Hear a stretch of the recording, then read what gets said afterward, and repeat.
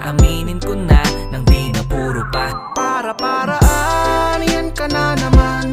Yang mga tinginan mo na yan, alam ko yan. Huwag kang mailang, sabihin mo na lang. Baka pareho lang tayo ng nararamdaman. Di naman ako makakalit, pwede kang lumapit. Pag-usapan natin ang masimulan. Di naman masamang umamin, may gusto ka pa sa'kin. Mas mabuti nang magkaliwanagan.